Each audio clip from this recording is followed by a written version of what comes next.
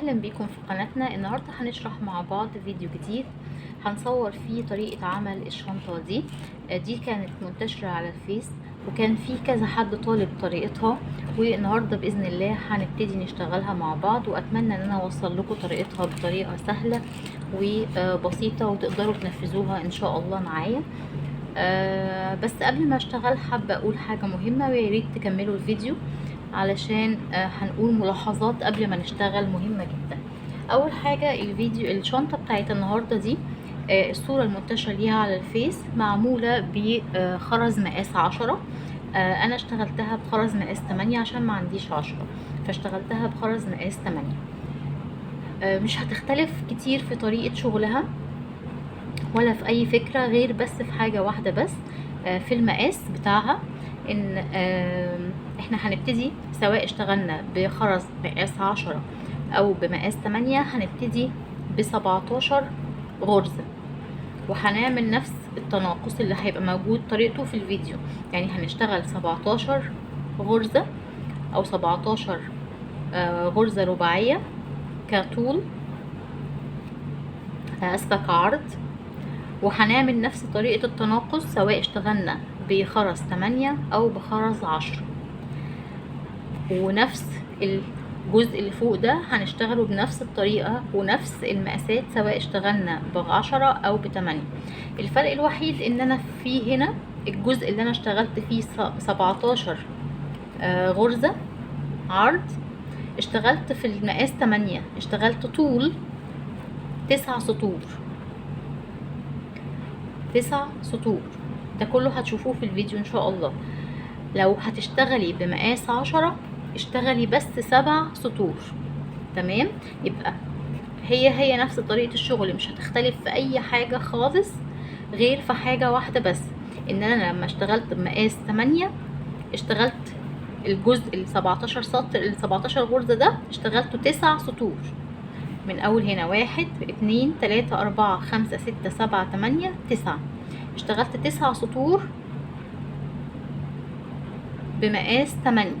لو انت هتشتغلي بمقاس 10 اشتغلي بس 7 سطور، خليهم 7 سطور، مش هيبقى صغير لان فرق الحجم بتاع الخرز هيعوض المسافة او السطرين اللي احنا شلناهم. تمام كده، لكن كل حاجة زي ما هي 13 سطر 13 غرزة بداية، تنقيص زي ما هو، الجزء اللي فوق ده هتشتغليه زي ما هو. الفرق الوحيد ان احنا هننقص سطرين من الجزء اللي هو 13 غرزة ديت، هننقص سطرين.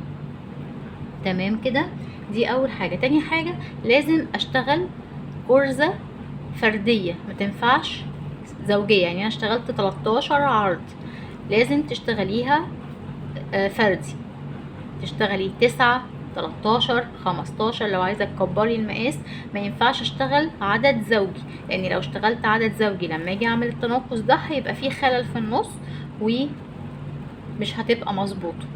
تمام، فيبقى لازم اشتغل عدد فردي. تمام كده، دي اهم حاجات في شغل الشنطة، حبيت الفت نظركم ليها قبل ما تبتدوا تشتغلوا.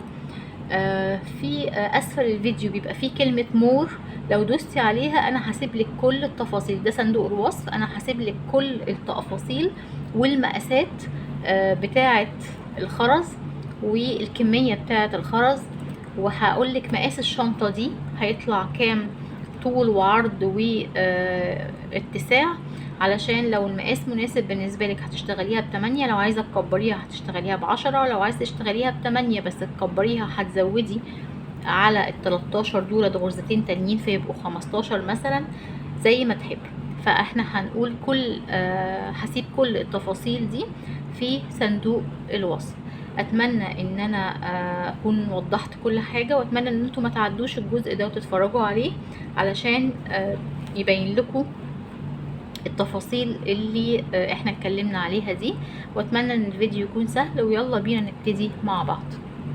هنحتاج عشان ننفذ الموديل بتاعنا لولي مقاس 8 او اي خرز يعجبك، مقاس 8. وهنحتاج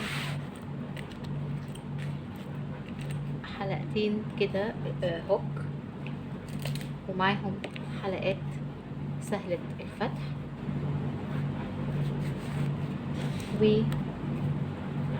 والخيط بتاعنا سنارة مقاس 60، وطبعا المقص بتاعنا. ويلا بينا نبتدي نشتغل مع بعض.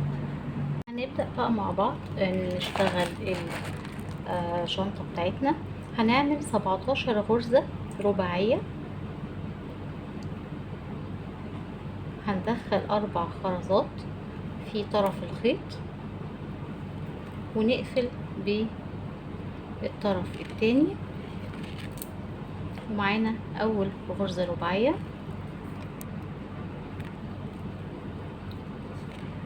وبعدين هنحط خرزة في الطرف الشمال وخرزة في الطرف اليمين، ونقفل بخرزة في النص.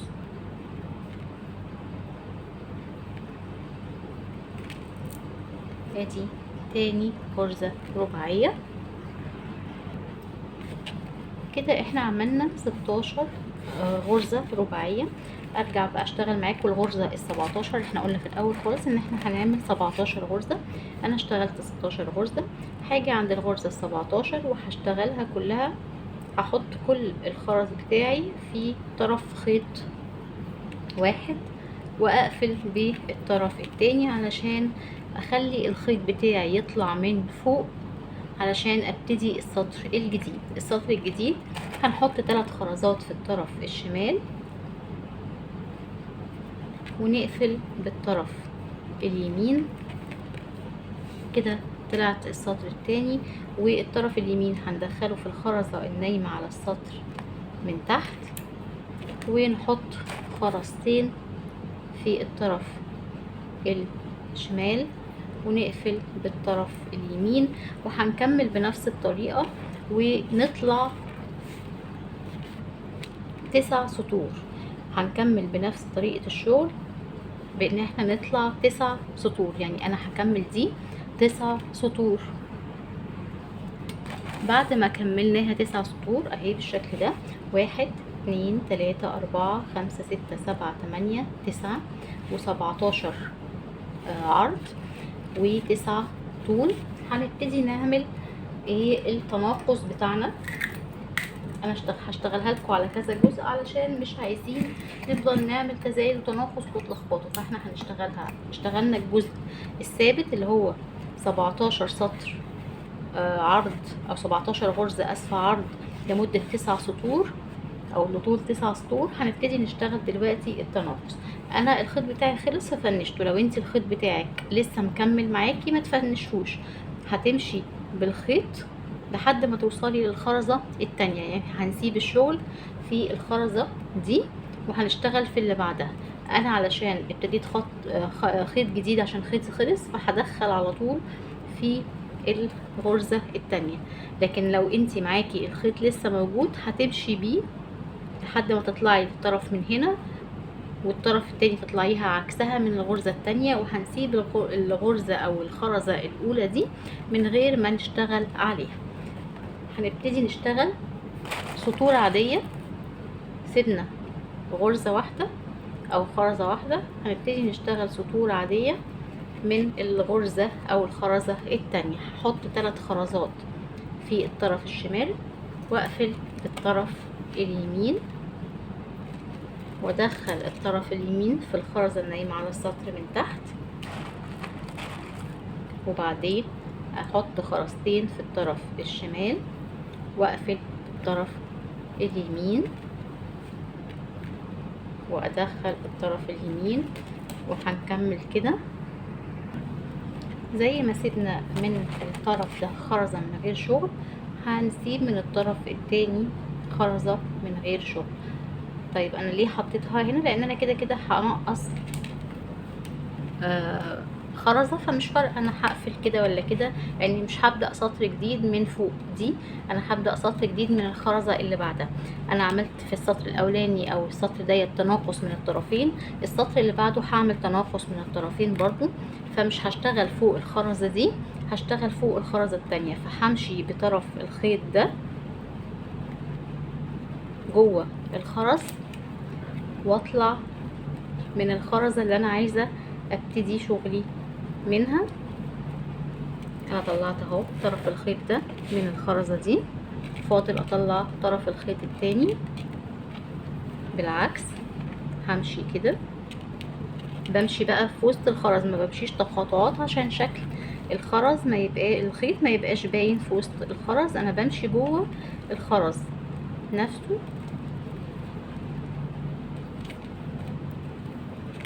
بالشكل ده. هدخل في الخرزة دي كمان، وهدخل في الخرزة دي واطلع من نفس الخرزة اللي انا طلعت منها الطرف الاولاني، يبقى بالشكل ده.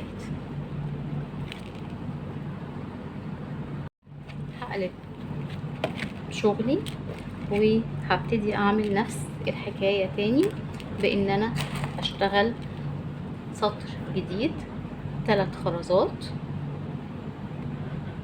في الطرف الشمال، واقفل بالطرف اليمين،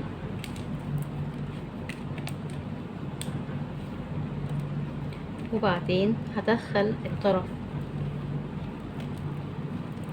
اليمين في الخرزة النايمة على السطر وهكمل. وزي ما عملت في الناحية دي ان انا سبت غرزة، هشتغل اخر غرزة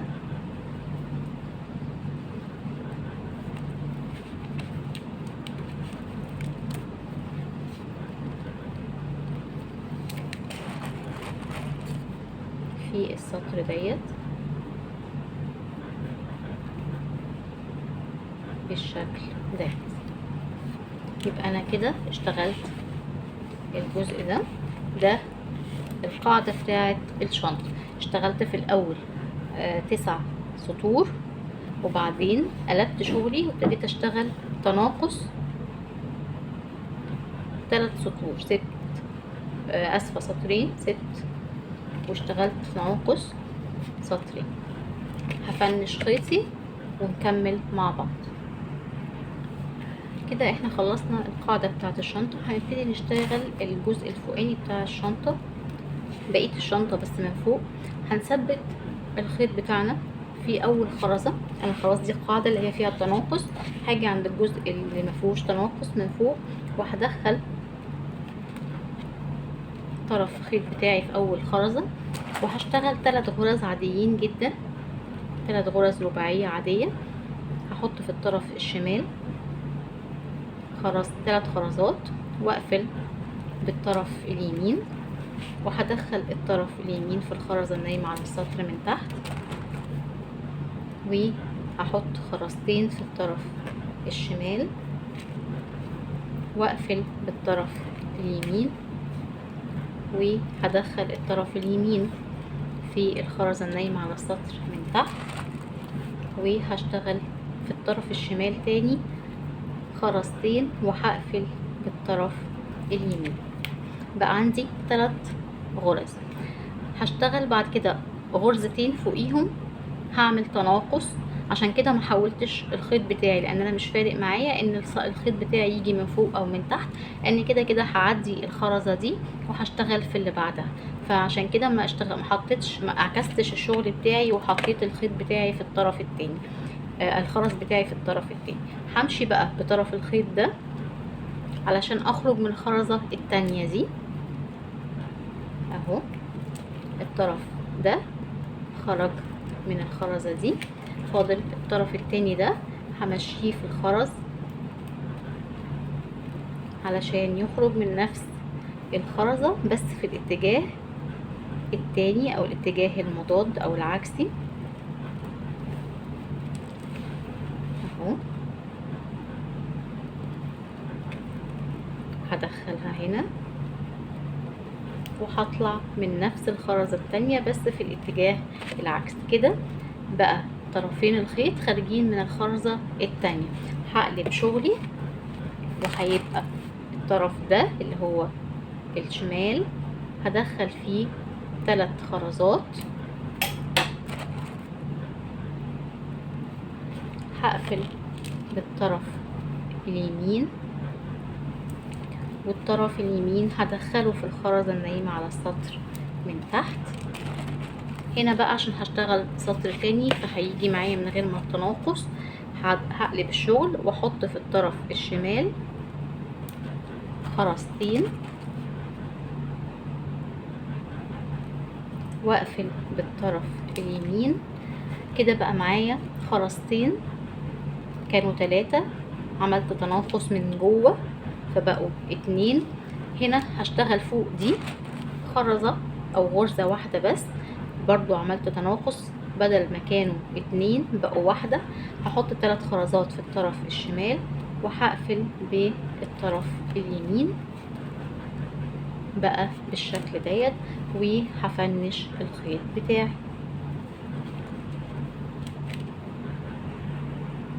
اللي عملته في الجنب ده هعمله في الجنب التاني. هشتغل فوق اول 3 خرزات 3 غرز، وبعد كده اعمل تناقص من جوه مش من بره زي كده، هسيب غرزة واشتغل 2 فوق بعض، وبعدين هشتغل غرزة واحدة زي النظام ديت. هعمل نفس الجنب التاني بالظبط. كده خلصنا الجنبين اهو بقوا زي بعض. هنبتدي نشتغل الجنب بتاع الشنطة او الاتساع بتاع الشنطة. هناخد الخيط بتاعنا وهنشبك الخيط بتاعنا في الجنب اهو. انا هبتدي اشتغل داير ما يدور كده، فهاجي عند اول خرزة من الجنب اهي، دي الراس بتاعت الشنطة دي او الغرزة دي ملناش دعوه بيها، احنا هناخد من الجنب اللي هي النايمة دي. هدخل الخيط بتاعي وهبتدي اشتغل غرزة رباعية عادية جدا داير ما يدور الشنطة. هقلب شغلي بس عشان يسهل عليا. هحط في الطرف الشمال 3 خرزات،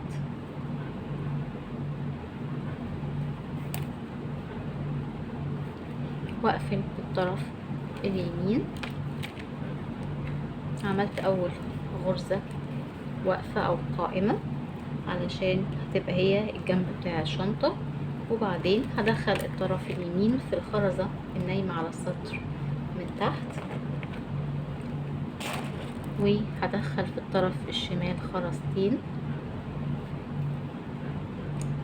واقفل باليمين. شايفين تبقى جنب كده، وبعدين الطرف اليمين هدخله في الخرزة النايمة على السطر وخرزتين. انا كملت بنفس الترتيب بتاعي، ان انا احط خرزتين في الطرف الشمال واقفل باليمين وادخل الطرف اليمين بالخرزة النايمة على السطر من تحت.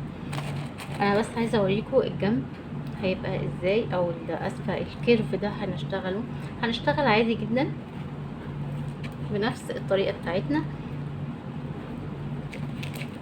هنحط خرزتين في الطرف الشمال ونقفل بالطرف اليمين، وندخل الطرف اليمين في الخرزة النايمة على السطر من تحت. نفس الحكاية خرزتين ونقفل.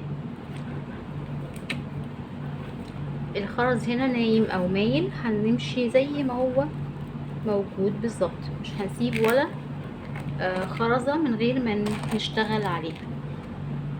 خرزتين ونقفل. الخرزة اللي عليها الدور اهي مايلة، بس لازم اشتغل فيها. انا بس عايزة اوريكم الجنب او الكيرف ده بعد ما اشتغل فيه كله هيبقى شكله عامل ازاي.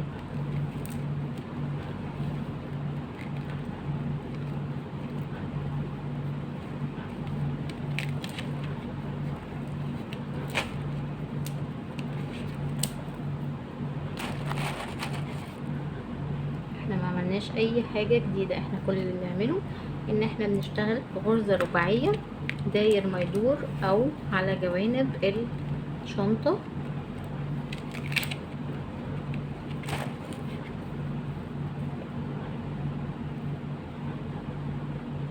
خرزتين وبنقفل بالطرف اليمين وبندخل الطرف اليمين في الخرزة النايمة على السطر من تحت.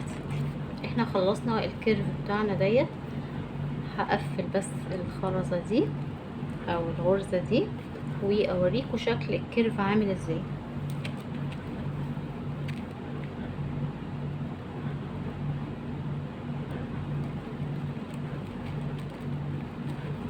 بصوا ده الجنب اهو باين مستقيم اهو مفيهوش اي حاجة.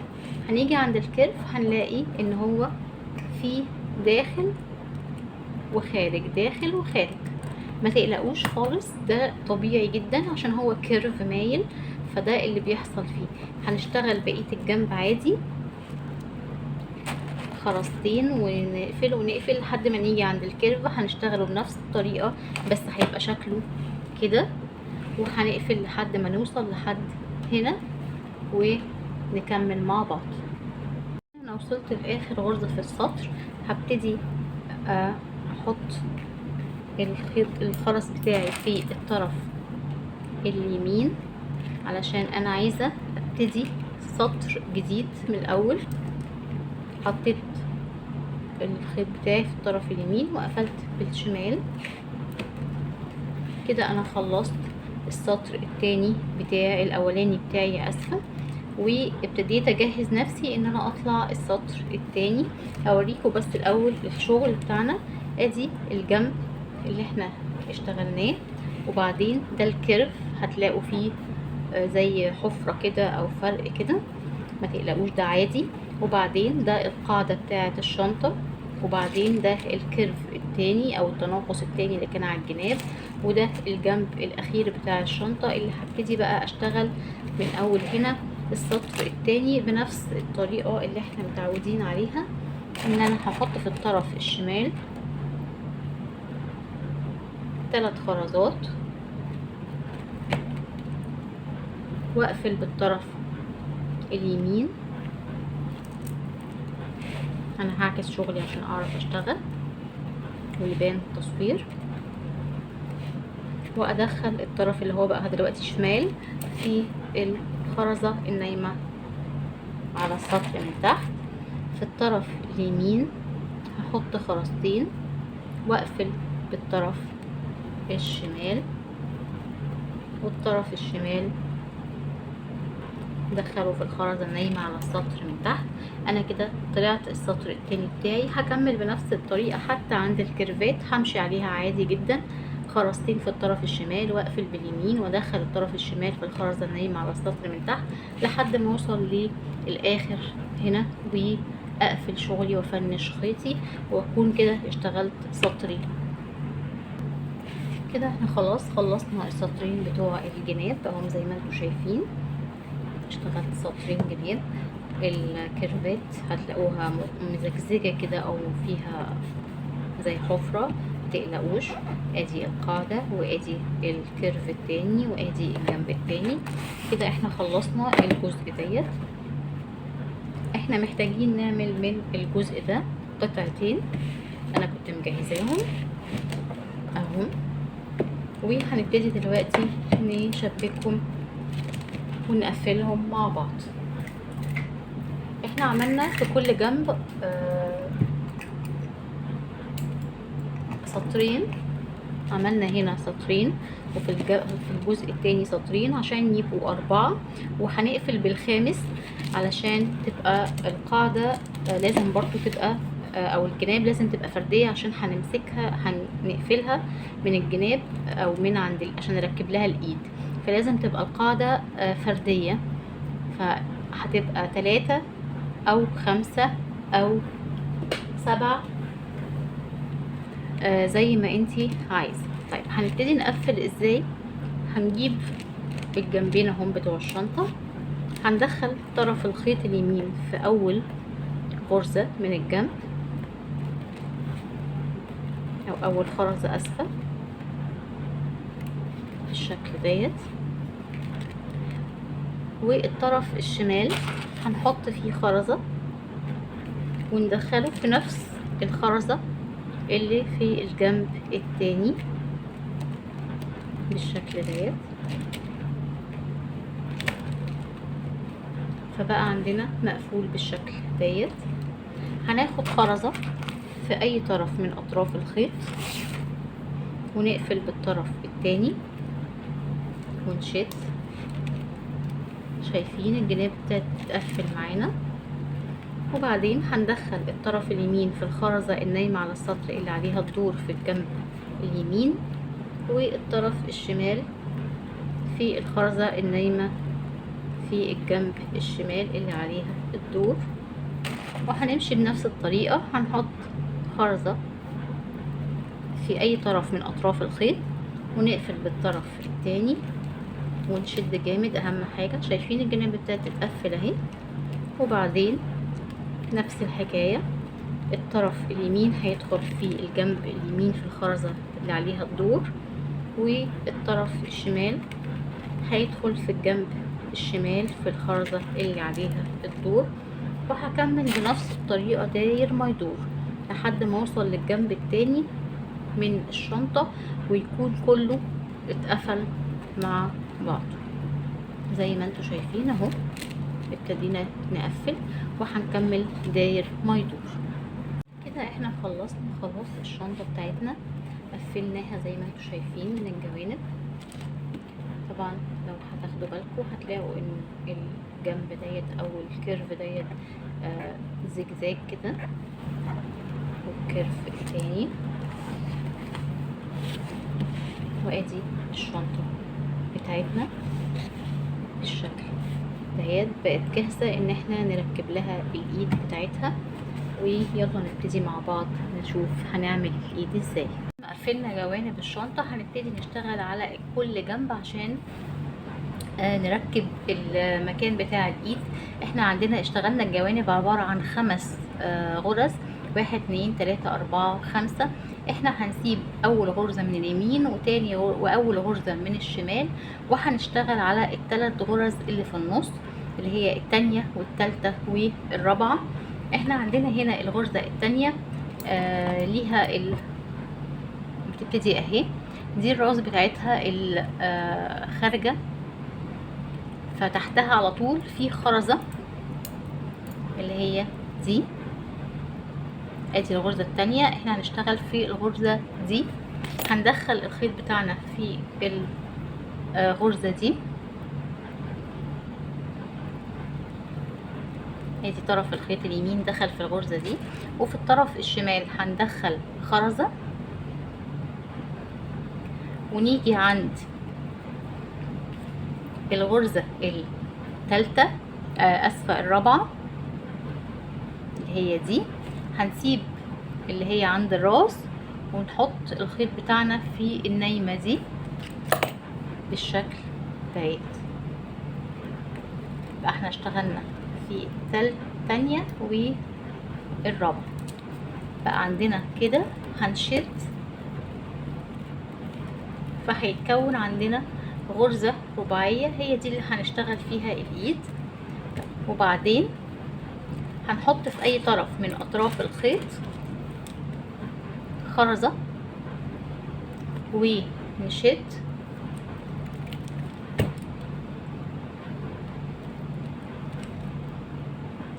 وندخل طرف الخيط اليمين في الخرزة النايمة دي اللي هي في تحت اللي احنا دخلنا فيها الخيط في الاول. وطرف الخيط الشمال احنا دخلنا الخيط بتاعنا في الاول هنا، يبقى هندخل الخيط المرة دي في اللي عليها الدور في نفس الصف بس اللي هي تحتها بالشكل ديت.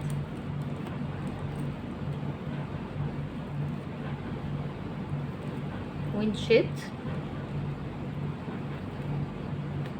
عايزة تعملي غرزة تانية يبقى هنحط خرزة في اي طرف من اطراف الخيط ونقفل بالطرف التاني، وهنكتفي بالغرزتين دولت. هنفنش الخيط بتاعنا كده. احنا خلاص قفلنا الجنبين بالشكل ديت، والجنب التاني بقوا كده اهو زي ما انتم شايفين. شكل الشنطة من جوه فيها التكسيرة بتاعة الاركان الكورنرز اهي من جوه، وقفلنا كده الجوانب. مش فاضل غير ان احنا نحط الحلقات سهلة الفتح في الجوانب دي، عشان هنستخدمها في ان احنا نركب فيها الايد التانية اللي احنا هنعملها. احنا ركبنا خلاص الحلقات اهي في الشنطة زي ما انتم شايفين. هنبتدي بقى نعمل الايد اللي هتركب في الحلقات السهلة الفتح. هنجيب الجنش ديت اللي بيبقى كده، وهندخل في طرف الخيط. طبعا يا ريت نقص ايد طويلة او خيط طويل علشان يكفي طول الايد. احنا عملنا اهو كده وجوزناه، يعني الخيط اهو داخل في وسط الحلقة بتاعة الجنش. هنجوزه في الاول كده بس، تمام. وهندخل خرزة واحدة دي اللي هنقفل بيها الخيط عشان ما يطلعش من الجنش او يقعد يتحرك كتير. احنا قفلنا دولت اهو. بصوا لو تاخدوا بالكم هتلاقوا ان الخيط طرفين الخيط خارجين من الخرز. احنا دخلنا الخيط بتاعنا هنا وجوزناه دبلرناه ودخلنا فيه خرزة واحدة بس، وبعدين هنفتحه عادي بقى. هنشتغل عادي غرزة رباعية. هنحط في الطرف اليمين خرزة والطرف الشمال خرزة، وهنقفل بخرزة في النص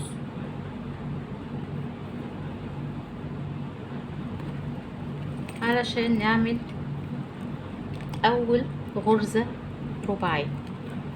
بيبقى شكلها كده عشان احنا قافلين وطالعين. هي بيبقى اول غرزة اهي، وبنشد جامد علشان نحكم الخيط بتاعنا في الجنش عشان ما يتحركش. وبعدين هنكمل غرز رباعية عادية جدا، واحدة في الطرف الشمال وخرزة في الطرف اليمين وواحدة في النص هنقفل بيها بالشكل ديت. وهنكمل بنفس الطريقة لحد ما نعمل طول الايد اللي احنا عايزين. هنا انا وصلت لطول الايد المناسب بالنسبة لي. هوريكم ازاي بقى نركب الجنش التاني. هنحط، احنا اهو وصلنا للاخر اهو. هندخل خرزة في الطرف الشمال وخرزة في الطرف اليمين، وبعدين هندخل الجنش في فردة واحدة من الخيط وندخل فيها خرزة ونقفل بالطرف التاني بالشكل ده. وبعدين الخيط بتاعي خارج من الخرزة دي، فاحنا هنرجع في الخرزة اللي وراها، وبطرف الخيط التاني هنرجع برضو في الخرزة اللي وراها، وبعدين هندخل في الخرزة اللي في النص دي علشان نعقد الخيط بتاعنا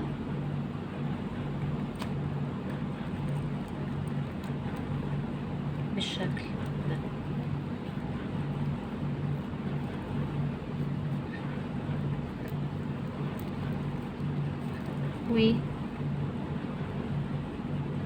ونخبي العقدة جوه الخرزة وننزل كمان عشان نأكد على الايد. فنعمل عقدة تاني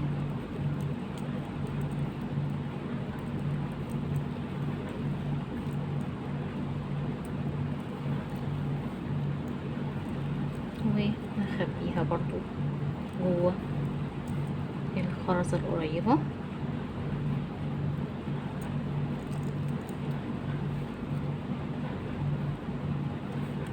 ونفنش الخيط بتاعنا.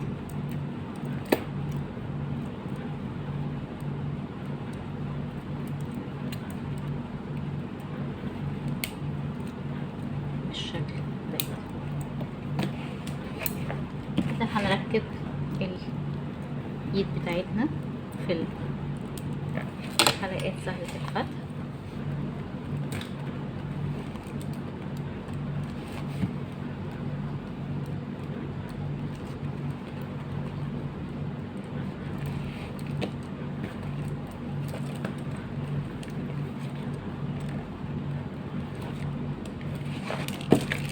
الشنطة بتاعتنا بقت جاهزة بالشكل ديت. اتمنى ان هي تكون سهلة وان انتوا تكونوا استفدتوا. ما تنسوش تفعلوا اللي ما اشتركش يشترك في قناتنا وتفعلوا زر الجرس عشان يوصلكم كل جديد. وبتمنى منكم ان انتوا تشاركوا قناتنا مع اصحابكم وكل اللي يطلب يتعلم الشغل الشنط الخرز. واشوفكم في فيديو جديد باذن الله. مع السلامة.